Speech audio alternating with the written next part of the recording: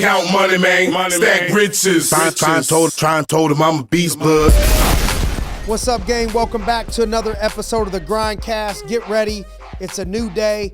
And sometimes in life, we gotta rebuild ourselves. You know, sometimes you picture, there was a picture out there that says success, what people think it is, and it has this straight line, that goes from the bottom to the top at an angle, like a straight climb. And what it really is, the picture says, is it goes up at an angle, but there's a dip. And then it comes back up at the same angle, and then there's a dip. There continues to be this constant climb with some dips, and then you climb back, and then there's some dips, and then you climb back, and then there's some dips. And so part of that process is in the dip, you got to rebuild yourself. And depending on how big the dip is, typically the bigger the dip, if you handle it the right way, the bigger the pop that comes back. And so when you're in the dip and it's time to rebuild, it's not always one home run. It's not like you can just sit back and, you lost whatever it was. And one play is gonna make up for it all, or one fight, or one win, or one this, or one that. It's gonna be consistent action, like you hurt yourself, like physically. Part of rebuilding sometimes is in sports, you get an injury, right? And how tough is it sometimes when you get an injury and you work so hard in the off season, and then in the middle of the season, you get hurt, and the doctor says, hey man, we're out 6 to 8 weeks, or it may take you 12 weeks to get back in action. How do you handle that? There's not one hard rehab session that you can do and be right back on the field. It's a 12-week process just to get back to where you were. And so how are you going to handle that? What is the way to overcome that so you don't quit in the dip? Because what happens to most people is they quit in the dip.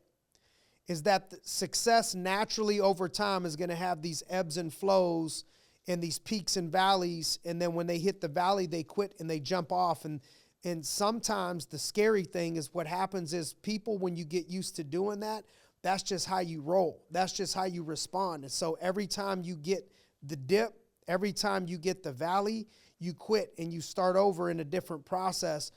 And eventually you'll come to understand that success and the greatness that you're building isn't going to be from you being in a valley and quitting and going to do something different. It's going to be plugging yourself in and getting through the valley so you can come out the other side. And so how do you handle your mind in that process? And so I think part of the process for handling the mindset in there is, can you find a way to be grateful in the dip? Can you find a way to be grateful in the mess? Can you find a way to be grateful even when things aren't going your way, even when things took an unexpected turn, not in your favor temporarily? How can we look at it and say, what things can I be grateful for? I'm grateful for the people that were exposed, that when I hit the dip, we see who was a fair weather fan and who was really in it to win it. What friends, what people were in the circle that when we got into a dip, they jumped off the bus. They jumped out of the circle. They didn't want to be a part of the whatever it was. So be grateful for that. Because you see who your real friends are. You see who your real people are. You see who your real business partners are. You see who your real crew is. And that can't always be exposed in the highs. That oftentimes can only be exposed in the lows. And so be grateful for that. And then the lessons learned. The thing about experience, everybody knows how great it is. You need good experience, but the thing about experience is you got to go through the experience. And typically the experience is painful. Getting experience means getting some failure. Getting experience means taking some bumps and bruises. And so can we be grateful for the lessons that were learned? Can I have an attitude of gratitude and really look at, And I know it ain't easy to do. But if you don't do that, then your mind's going to be overtaken with negativity. And while a positive attitude doesn't always guarantee victories, a negative attitude typically is always going to guarantee losses. And so you got a choice. Are you going to think about this positively? Or are you going to think about this negatively?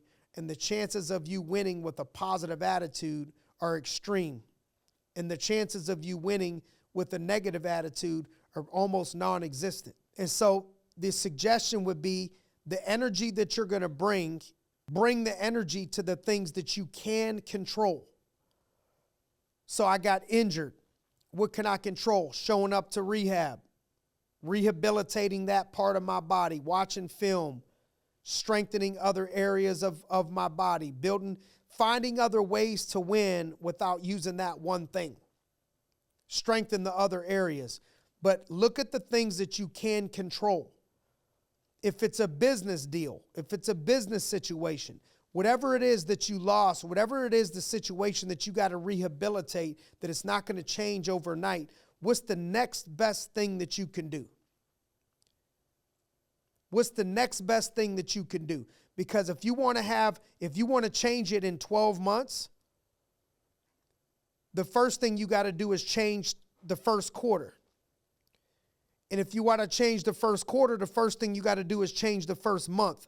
And if you want to change the first month, you got to change it a week at a time. And if you want to change it a week at a time, that first week you got to come out with a win. You got to win the day. And so all you can control, I can't control winning the week. I can control winning today. And then I'm going to get up and I'm going to kick tomorrow's ass. And I'm going to get up after that and I'm going to kick the next day's ass. I'm going to win every day, one day at a time, one day at a time. And the more that you win one day at a time, all of a sudden, you'll be out of winter time. You'll put your winter coat away. It'll be springtime. You can be good. You can put on some sweats and you're starting to be okay. And then all of a sudden it's summertime and we need a t-shirt and shorts. It's so hot. We're going to go swimming up in here. And we're out of the negative season, but it started with how you handled the day and started with how did you handle the things that you can control? One thing that I know for sure is I can't control everybody else, but I can control myself. And if I can control myself and my viewpoints and my mindset, and I can control myself, typically I can start to control some of my destiny. So the suggestion would be is to take care of your MBS, your mind, your body, and your spirit in any order that you choose. But you got to take care of your mind, body, and spirit especially when you're going through the dips. So ask yourself, how am I doing spiritually? 1 to 10. Score it. Physically, eating clean, getting sleep, pushing myself, exercising on my body. 1 to 10. It doesn't mean, I'm not saying go out and be a bodybuilder, or you got to go out and be a fitness model. I'm just saying, are you pushing yourself to be healthy, clean, getting rest? Are you exercising?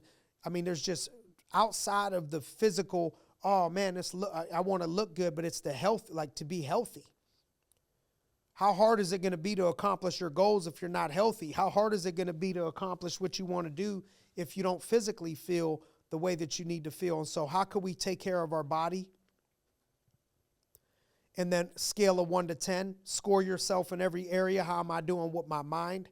Pouring into my mind, positive, real simple thing that I do is I pull up YouTube and I put motivation or, whatever's the topic, YouTube, and then you listen to that. So when it comes to mind, I split it into 2, motivation and education. So you got to motivate yourself and you got to educate yourself. So how you doing in those 3 areas? Because if you control those 3 things one day at a time, when you're in the dip, when you're in a rebuild, then you come out the other side stronger. We got to have faith in this process when you're in the dip. You got to have a vision for where you will be. Don't marry the result in the moment. Just marry your energy and your attitude and then faith. capital letters, faith. Faith means that I got this inward belief of something that I don't have proven right in front of me, but I got this inward belief that this is a real thing, that this is something that's going to happen. You got to have that faith when you're in the dip. You don't need faith when you're in the mountaintops. You need faith when you're in the dip. Faith, for me, it's faith in the Lord. Might not be for you. You could have faith in whatever, but for me, it's faith in the Lord. My go-to, Proverbs chapter 3, verses 5 and 6, trust in the Lord with all your heart and do not lean on your own understanding.